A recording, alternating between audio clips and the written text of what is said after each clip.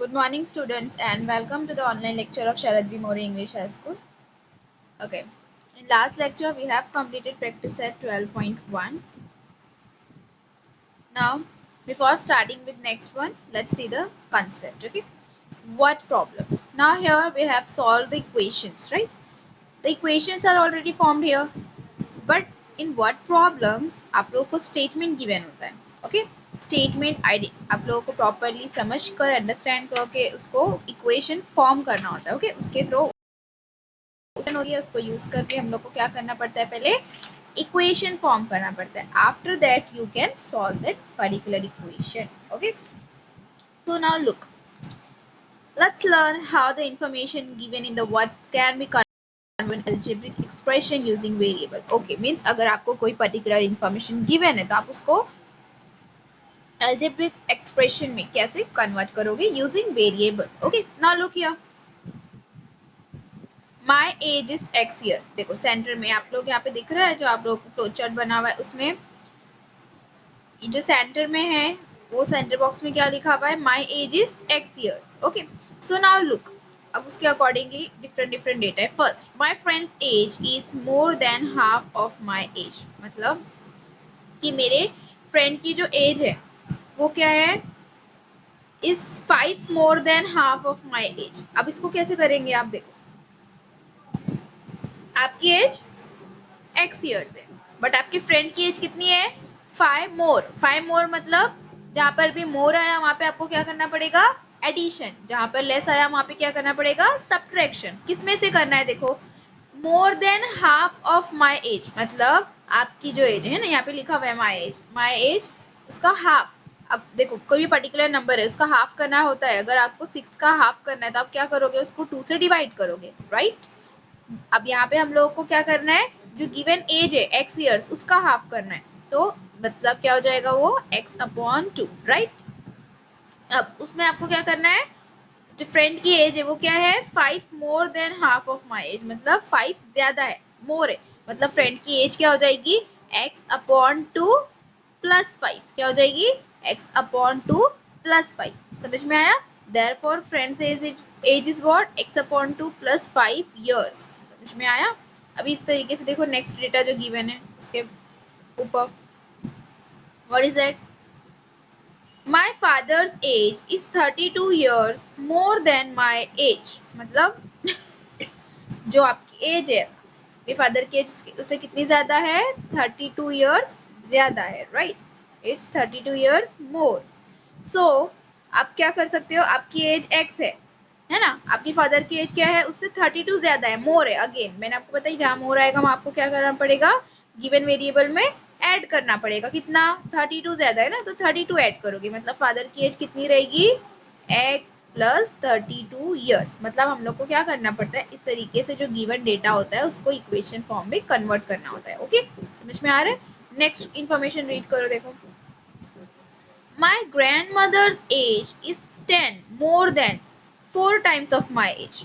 मतलब क्या है, ग्रैंड मदर की जो एज है वो क्या है, इज मोर, इज 10 मोर मतलब उसमें जो आपको क्या करना पड़ेगा, 10 ऐड करना पड़ेगा. किसमें, अब देखो 4 times of my as, 4 times, जहाँ पर भी 1 टाइम 2 टाइम 4 टाइम 3 टाइम ऐसा आता है, मतलब हम लोग को क्या करना पड़ता है, पर्टिकुलर नंबर को मल्टीप्लाई करना पड़ता है. 4 टाइम्स मतलब 4 से मल्टीप्लाई करना पड़ता है. 4 टाइम्स ऑफ योर एज मतलब 4x, राइट. 4x प्लस 10, ये किसकी एज हो गई, ग्रैंड मदर की एज हो गई. समझ में आ रहा है. नेक्स्ट देखो क्या है, my sister's age is 4 less than my age. मतलब आपके सिस्टर की एज क्या है, आपकी एज से 4 लेस है. सिंपल है ना एकदम. आपको क्या करना है, x में से 4 माइनस कर देना है. जहां पर भी लेस आया वहां पे क्या करोगे, आप सब्ट्रैक्ट करोगे. Good. Okay, next, my mother's age is 3 times my age. ना आपकी मदर की एज क्या है, 3 टाइम्स योर एज. मीन्स आपकी एज को क्या करना पड़ेगा, आपको 3 से मल्टीप्लाई करना पड़ेगा. So it's 3x. मदर की एज क्या हो जाएगी, 3x years. समझ में आ गया अभी. Now let's see one solved example and then we'll start with the practice set. Okay. Now look. First question. Joseph's weight is 2 times the weight of his youngest brother. क्या बोला हुआ है, जो Joseph का वेट है वो क्या है, 2 टाइम्स है किसके वेट के? उसके यंगर ब्रदर के, मतलब उसका जो छोटा भाई है उसका, अगर उसका वेट क्या हो जाएगा? उसके 2 टाइम्स है। Find Joseph's weight if sum of their weight is 63। अब हम लोग को क्या फाइंड करना है? जोसेफ्स वेट फाइंड करना है if sum of their weight is 63, मतलब जोसेफ और उसके ब्रदर के एज का सम क्या गिवन है? 63। नाउ लुक, कैसे सॉल्व करना है आपको? सबसे पहले फाइंड क्या करना है? Look, concentrate on here, find Joseph's weight. क्या फाइंड करना है? Joseph's weight. तो आप क्या करोगे? अज्यूम करोगे, let the weight of Joseph's younger brother be x kg। Okay, आप ये भी अज्यूम कर सकते हो और ब्रदर का वेट भी अज्यूम कर सकते हो, up to you. Okay, now look, क्या बोला हुआ है कि जो वेट जोसेफ का यंगर ब्रदर है उसका वेट x है, ठीक है, हम लोग ने अज्यूम करें। तो अब गिवन कंडीशन क्या है? देखो, Joseph's weight is 2 times the weight of his younger brother, मतलब जो जोसेफ का वेट है वो उसके ब्रदर के वेट के 2 टाइम्स होगा। मतलब अब हम लोग ने अज्यूम करे कि उसके ब्रदर का जो वेट है वो कितना है? x kg। तो जोसेफ का क्या हो जाएगा? उसका 2 टाइम्स, मतलब 2x kg। करेक्ट, ठीक है। अब क्या है? देखो आगे फर्दर क्या है? From the given information it's given that sum of their weight is 63 kg। Sum मतलब एडिशन, उनके वेट का एडिशन क्या है? 63 kg। मतलब जब आप x में 2x ऐड करोगे, x किसका है? यंगर ब्रदर का वेट, 2x किसका है? जोसेफ का वेट, दोनों के वेट का एडिशन कितना है? 63, मतलब x plus 2x is equals to 63। समझ में आ गया? इक्वेशन फॉर्म हो गई ना। सबसे पहले आपको क्या करना पड़ता है? जो वर्ड प्रॉब्लम्स है उसको रीड करना होता है प्रॉपरली और फिर उसको इक्वेशन में कन्वर्ट करना होता है। Now you have converted, so now you can easily solve it. अब कैसे सॉल्व करोगे? Now look, x plus 2x कितना हो जाएगा? 3x। 3x is equals to 63। Find क्या करना है? x की वैल्यू, राइट। तो हम लोग क्या करेंगे? अब x को एज इट इज रखेंगे, 3 को शिफ्ट कर देंगे, 63 अपॉन 3, 3 1 जा 3, 3 2 जा 6, 3 1 जा 3, कितना मिला? 21।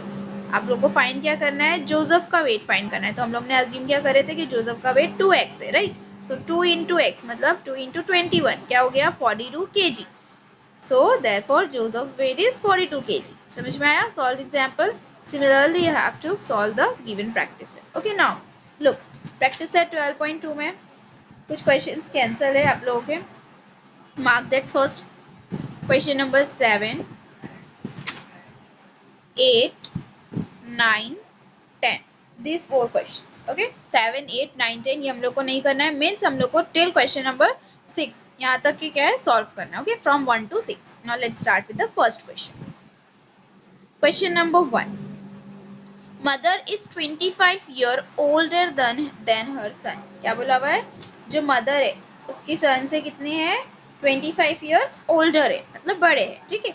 Find son's age if after 8 years ratio of son's age to mother's age will be 4/9. अब देखो इंफॉर्मेशन रीड करो आप पहले। क्या बोला हुआ है कि जो भी सन की एज होगी उससे कितनी ज़्यादा है मदर की एज? 25 years ज़्यादा है, ठीक है। फाइंड सन्स एज, फाइंड क्या करना है हम लोग को? सन की एज, मतलब जो बेटा है उसकी एज फाइंड करना है। कब? After 8 years। अब आपको सन की एज फाइंड करना है, बट एक और एक इन्फॉर्मेशन गिवन है, ये तो फर्स्ट इन्फॉर्मेशन है ना। इक्वेशन फॉर्म करने के लिए एटलीस्ट टू इन्फॉर्मेशन रहनी चाहिए। Okay, so mother's age is 25 year older. Okay, after that given है कि अगर 8 साल बाद जो सन की एज होगी वो मदर की एज की क्या होगी? 4/9, मतलब उनका एज का रेशियो गिवन। कितने साल बाद? 8 साल बाद, आफ्टर 8 years, ठीक है। So now look, according to given information find क्या करना है हम लोग को? Son's age. तो हम लोग अज्यूम करेंगे कि सन्स एज क्या है? x years। क्या है? x years। अब देखो पहला डेटा क्या है? मदर इज 25 year ओल्डर, मतलब अगर सन की एज x years है तो मदर की कितनी रहेगी? ओल्डर मतलब बड़ी, है ना। तो क्या करना पड़ेगा? 25 प्लस x अज्यूम करना पड़ेगा, राइट। तो सन की एज x है और मदर की एज 25 प्लस x है, ठीक है। अब आफ्टर 8 years क्या बोला हुआ है हम लोग को? आफ्टर 8 years का डेटा गिवन है। ये है कि आफ्टर 8 years मदर और सन की एज का रेशियो क्या होगा? 4/9। मतलब अब देखो, अगर प्रेजेंट में आपकी एज, सपोज प्रेजेंट में आपकी एज क्या है? 10-12 years। Okay, so after 8 years क्या हो जाएगी? 12 प्लस 8 20 हो जाएगी, राइट। तो इस तरीके से सन की भी ऐसी होगी, है ना। x years है अभी वो प्रेजेंट एज में, तो आफ्टर 8 years उसकी एज क्या हो जाएगी? x plus 8। और उस तरीके से फिर मदर की भी हो जाएगी। अगर करंट एज मदर की x+25 है ना, तो आफ्टर 8 ईयर्स क्या हो जाएगी, x+25 +8। ठीक है, तो मतलब हम लोग को आफ्टर 8 ईयर्स का रेशियो गिवन है, सन की एज का और मदर की एज का, दैट इज 25 + 8 33, मतलब x+8/x+33 का रेशियो गिवन है, क्या है 4/9 रेशियो। मतलब क्या करोगे आप, दोनों भी नंबर्स को डिवीजन में रखोगे। भी इंफॉर्मेशन कैसे प्रॉपरली इक्वेट करना है, आप लोग को इक्वेशन कैसे ड्राफ्ट करना है, समझ में आया। Now let's solve it. Okay, हम लोग को पहले इक्वेशन फॉर्म करना है, उसके बाद ये सॉल्व करना है। Okay,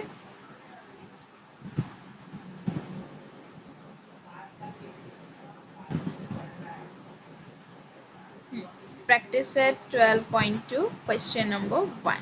So now let the son's present age be x years, right? Let son's present age be x years. Okay, अब according to given information mother की एज क्या है, 25 ईयर्स ज्यादा है ना, तो therefore mother's age will be, therefore mother's age will be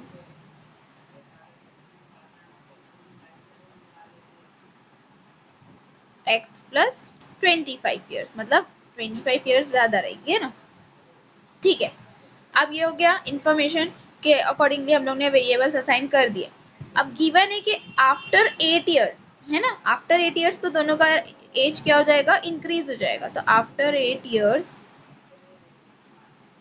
sons age क्या रहेगी, son's age will be x+8 years, right, and mother's age will be x+25 +8 means x+33, right. 25 + 8 कितना होता है, 33। ठीक है, अब इंफॉर्मेशन है कि जो उनके एज का रेशियो होगा, मतलब सन्स एज और मदर्स एज, सन्स एज और मदर्स एज का क्या है रेशियो, क्या होगा 4/9। ये गिवन इंफॉर्मेशन है। ठीक है, अब इसी के हिसाब से हम लोग क्या करेंगे, वैल्यूज सब्स्टिट्यूट करेंगे।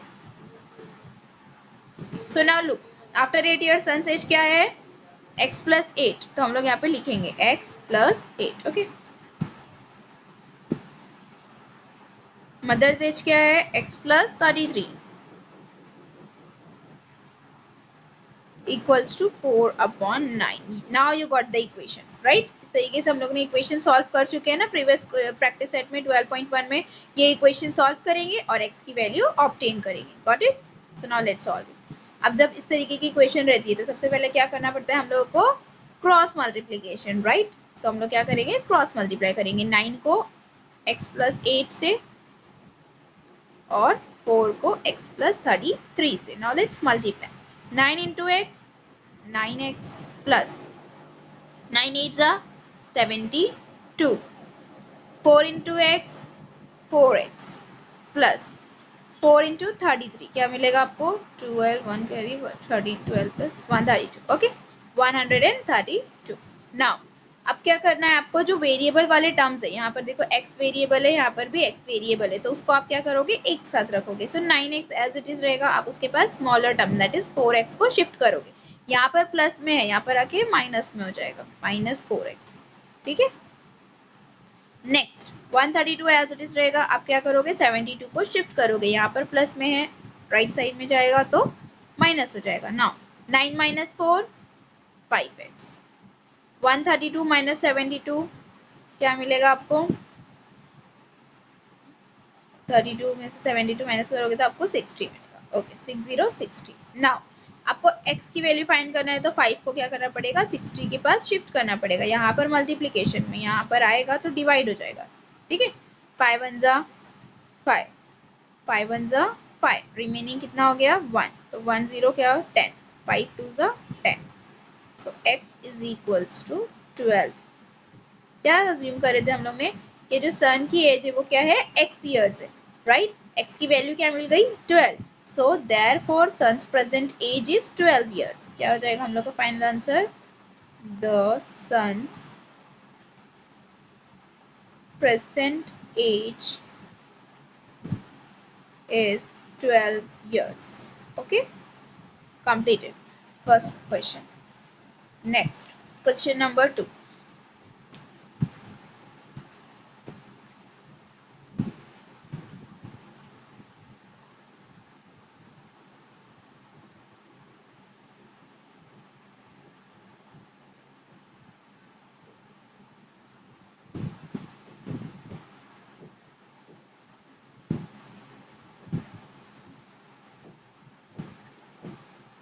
Second question. The denominator of a fraction is greater than its numerator by 12. Okay, now look. क्या given है कि जो denominator है fraction का. First look, ये fraction है. ऊपर वाला जो पार्ट होगा हम लोग का वो क्या होता है न्यूमरेटर और नीचे वाला डिनोमिनेटर. गिवन कंडीशन क्या है कि जो डिनोमिनेटर है फ्रैक्शन का वो क्या है ग्रेटर है किससे न्यूमरेटर से बाय 12. मतलब जो डिनोमिनेटर है वो 12 ज्यादा है न्यूमरेटर से. ठीक है. नाउ आगे क्या गिवन है if the numerator is decreased by 2. अच्छा, अगर न्यूमरेटर को क्या बोला हुआ है कि डिक्रीज कर दोगे मतलब हम लोग अगर अज्यूम करेंगे कि जो न्यूमरेटर है वो x है तो डिक्रीज करना मतलब उसमें से 2 सब्ट्रैक्ट करना. ठीक है, अगर हम लोग उसमें से 2 डिक्रीज कर देंगे and the denominator is increase by 2 और डिनोमिनेटर क्या करेंगे हम लोग 2 से इंक्रीज कर देंगे मतलब जो डिनोमिनेटर है उसमें 2 ऐड कर देंगे. So that will be is increase by 7. इसको अगर उसमें अगर हम लोग 7 इंक्रीज कर देंगे so the new fraction is equivalent with 1/2. तो जो न्यू फ्रैक्शन है वो क्या हो जाएगा 1/2 हो जाएगा. Find the fraction. फाइंड क्या करना है हम लोगों को फ्रैक्शन फाइंड करना है. ओके, सो सिंपल है. अब हम लोग सबसे पहले फर्स्ट जो आप लोग का स्टेटमेंट है उस पर कॉन्सेंट्रेट करो. क्या गिवन है denominator of a fraction is greater than bye it's numerator. मतलब हम लोग क्या करेंगे अज्यूम करेंगे कि न्यूमरेटर x है ना. तो डिनोमिनेटर क्या हो जाएगा सिंपली x प्लस 12 राइट क्योंकि वो उससे क्या है न्यूमरेटर से 12 ग्रेटर है. So now let's solve it.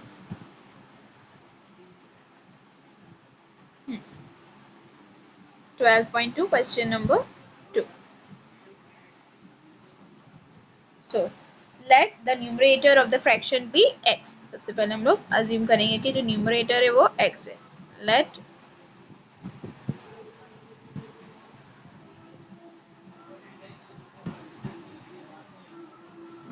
numerator of fraction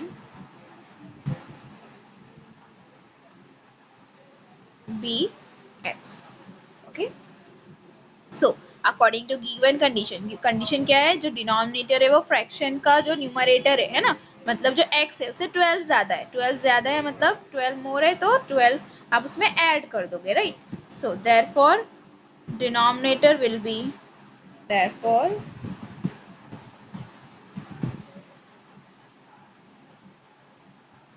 denominator will be x plus 12. Okay, now look आपको गिवन है कि अगर हम लोग न्यूमरेटर को 2 से डिक्रीज कर देंगे means if numerator is decreased by 2 means it will be x minus 2 है ना मतलब x में से क्या करना है हम लोग को 2 माइनस करना है and denominator is increased by 7 मतलब जो डिनोमिनेटर है उस ये x प्लस 12 है ना उसमें हम लोग क्या कर देंगे इंक्रीज करना है मतलब ऐड करना है. क्या हो जाएगा x plus 12 plus 7 right. So that is x plus 19. तो न्यू फ्रैक्शन क्या होगा from the given condition. New fraction क्या होगा 1/2 फ्रैक्शन मतलब हम लोग क्या करेंगे न्यूमरेटर और डिनोमिनेटर रखेंगे और फिर उसके आगे इक्वेट करेंगे 1/2 से है ना. न्यूमरेटर क्या हो जाएगा x माइनस 2 हो जाएगा और डिनोमिनेटर क्या हो जाएगा x प्लस 19. सो ये हम लोग की इक्वेशन फॉर्म हो गई according to given condition. Correct. Numerator is decreased by 2 and denominator is increased by 7. ठीक है, अब हम लोग को इसको सॉल्व करना है. सो आपको फाइनल आंसर मिलेगा. Okay, so now let's solve it.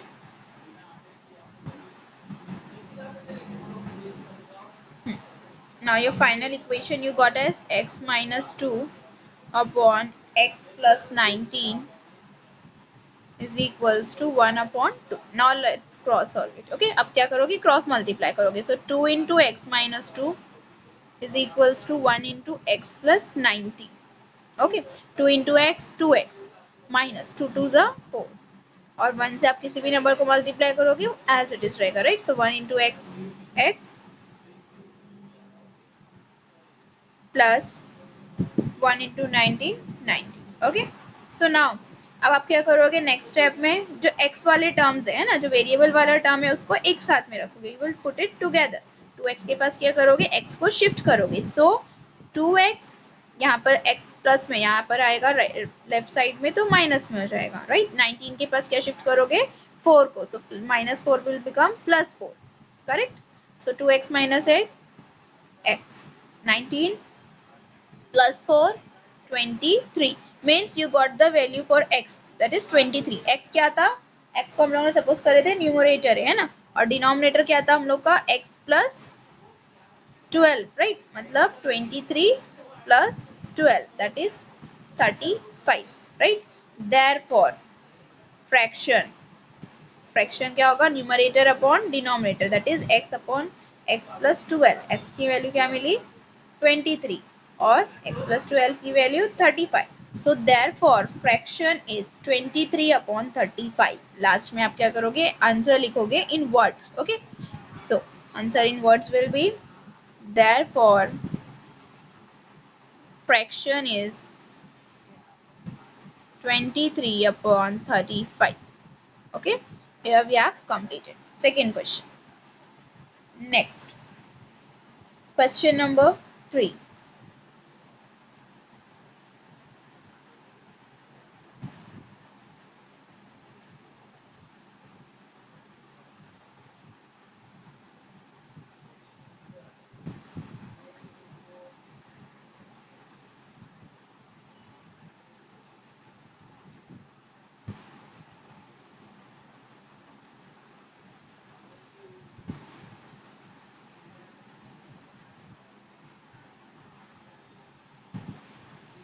Third question.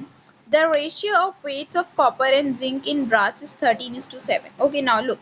Brass में क्या है, दो कॉपर और जिंक. ओके, तो जब कॉपर और जिंक का कॉम्बिनेशन करते तो ब्रास फॉर्म होगा, राइट. सो यहाँ पे गिवन है कि किस पर्टिकुलर रेशियो में उनको क्या किया गया, मिक्स किया गया. So the ratio of weights of copper and zinc, मतलब कॉपर का और जिंक का रेशियो, that is copper is to zinc, is what 13:7. आपको फाइंड क्या करना है, you have to find the weight of zinc in brass utensil weighing 700 gram. मतलब 700 ग्राम में आपको जिंक का क्या वेट है ना, जिंक का एक्चुअल वेट कितना है वो आपको फाइंड करना है. So that's very simple. अगर आपको जनरली कभी रेशियो गिवन है, ओके, तो हम लोग क्या सपोज करेंगे कि जो वेट है कॉपर का 13:7 है ना, तो हम लोग उसको क्या करेंगे, एक पर्टिकुलर वेरिएबल असाइन करेंगे. फर्स्ट क्या वर्ड है, देखो कॉपर है, तो मतलब कॉपर का वेट क्या होगा, हम लोग अज्यूम करेंगे 13x. ओके, और जिंक का वेट अज्यूम करेंगे 7x, राइट, क्योंकि उनका रेशियो क्या है 13:7, तो 13x अपॉन 7x. ओके, उसके बाद फिर गिवन कंडीशन क्या है कि एक यूटेंसिल है जिसका वेट क्या है 700 ग्राम. मतलब जब कॉपर और ब्रास दोनों को कंबाइन करोगे, मीन्स ऐड करोगे, तब जाके क्या मिलेगा 700 ग्राम मिलेगा. Okay, so 13x plus 7x will give you 700 grams. Okay, ये इक्वेशन फॉर्म हो जाएगी. It's very simple. Okay, just आपको क्या करना है, ऐड करना है और इक्वेशन फॉर्म करना है. फिर आपको क्या फाइंड करना है, वेट फाइंड करना है. x की वैल्यू मिलेगी तो वेट आप इजीली फाइंड कर सकते हो. Okay, now third question. Let 13:7 था, right. So 13x be the weight of copper, 13x be the weight of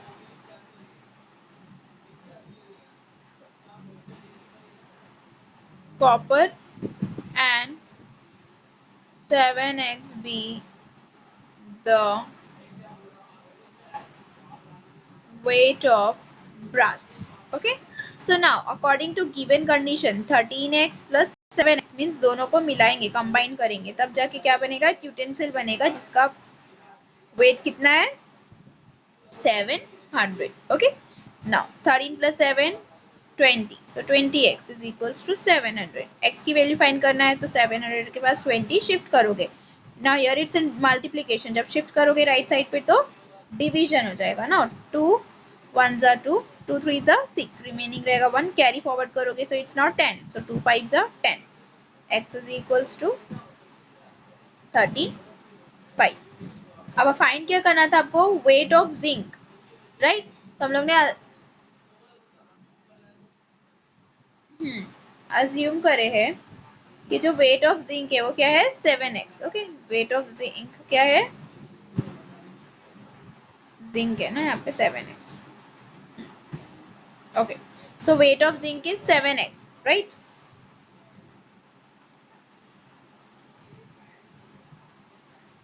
weight of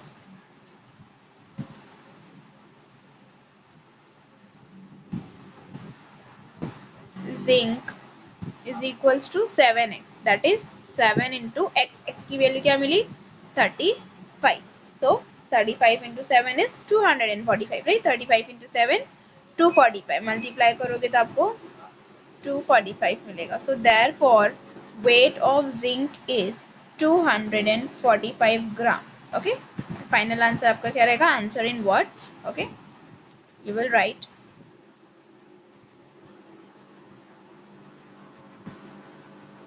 therefore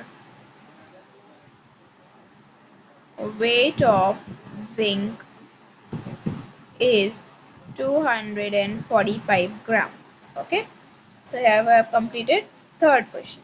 okay, now next question number 4.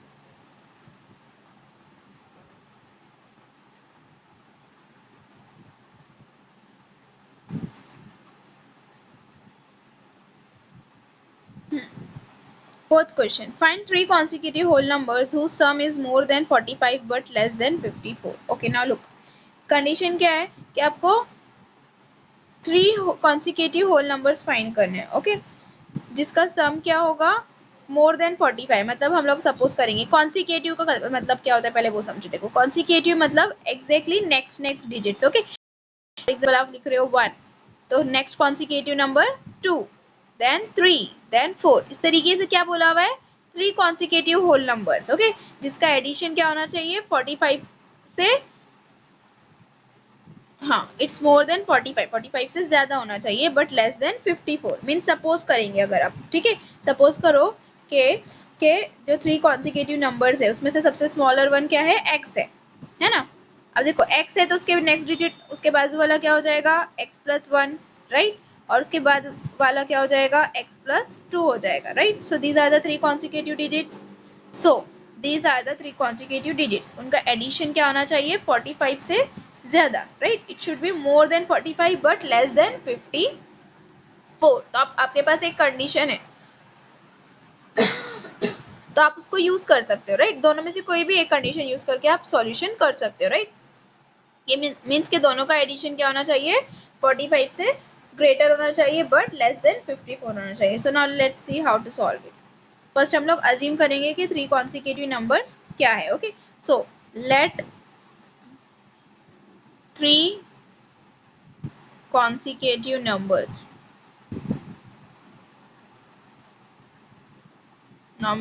b x है ना. सबसे smaller अगर x है तो उसके बाद वाला क्या हो जाएगा x प्लस 1, राइट. देन उसके बाद नेक्स्ट क्या हो जाएगा x plus 2, right. So now according to given condition addition of this three number means x plus 1 plus x plus 2 should be greater than 45. मतलब यहाँ पर सिंपल क्वेश्चन है, just आप यहाँ पे इक्वल की जगह क्या करोगे ग्रेटर और लेसर देन की साइन यूज करोगे. यहाँ पे क्या जाएगी इक्वल की जगह ग्रेटर की साइन आएगी. क्यों, क्योंकि एडिशन ग्रेटर होना चाहिए किससे 45 से, ठीक है. Okay, now look, x plus x 2x plus x 3x, right. So 3x हो जाएगा plus 1 plus 2 3. So 3x plus 3 should be greater than 45. Okay, now अब 3x आप एज इट इज रखोगे, 3 को क्या कर दोगे 45 के पास शिफ्ट करोगे, इक्वल की जगह आप क्या करना है ग्रेटर की साइन यूज करना है। ओके नाउ 3 यहाँ पर शिफ्ट हो जाएगा 45 के पास, plus 3 will become -3। Okay so 45 minus 3 42, so now it's 3x and here it's 42। तो अब क्या करोगे 3 को शिफ्ट करोगे 42 के पास, यहाँ पर क्या है 3 into x मतलब मल्टीप्लीकेशन, शिफ्ट होगा राइट साइड पे तो डिवाइड हो जाएगा, नाउ डिवाइडेड 3 1 जा 3, 1 कैरी फॉरवर्ड करे तो 12 हो गया, 3 4 जा 12, right? So now you got the value for x 14। now look equals का और ये साइन का क्या डिफरेंस है, इसके पहले जितनी भी क्वेश्चंस हम लोग ने सॉल्व करे ओके उसमें हम लोग ने क्या लिए है इक्वल की साइन लिए, क्योंकि क्वेश्चन में वैसा गिवन था है ना कि वो एग्जैक्ट इक्वल है, बट यहाँ पे हम लोग को क्वेश्चन में क्या गिवन है, देखो x इज इक्वल टू 14 की जगह क्या मिल रहा है x इज ग्रेटर देन 14। इसका मतलब ये है कि x की जो वैल्यू है वो 14 से क्या होनी चाहिए ग्रेटर होनी चाहिए, it should not be 14, means 14 के बाद आप कोई सा भी डिजिट ले सकते हो 15 16 17, राइट? और एक पॉइंट और माइंड में रखना है कि तीनों का एडिशन क्या नहीं होना चाहिए 54 से एक्सीड नहीं करना चाहिए, right? So now look x की वैल्यू अगर हम लोग 14 से ग्रेटर लेंगे so now it can be 15, right? Therefore हम लोग x की वैल्यू क्या लेंगे 15। सो x प्लस 1 की वैल्यू क्या हो जाएगी 16 और x प्लस 2 की वैल्यू क्या हो जाएगी 17, right? So now you got the three numbers as 15 16 and 17। और आपको क्या गिवन कंडीशन है वो आपको एक बार चेक करना है ओके कि जो तीनों का एडिशन है वो क्या होना चाहिए 45 से ज्यादा और 54 से लेस। तो क्या ये सेटिस्फाई हो रहा है, देखो 15 प्लस 16 प्लस 17 ऐड करना है आपको ओके। तो जब आप ऐड करोगे तीनों भी नंबर्स को so you are going to get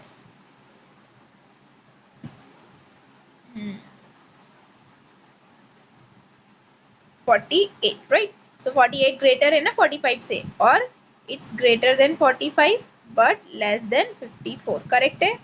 so therefore these are the three consecutive numbers okay. Last में आपका आंसर क्या रहेगा, answer in words therefore 3 consecutive numbers are 15 16 and 17, okay, got it?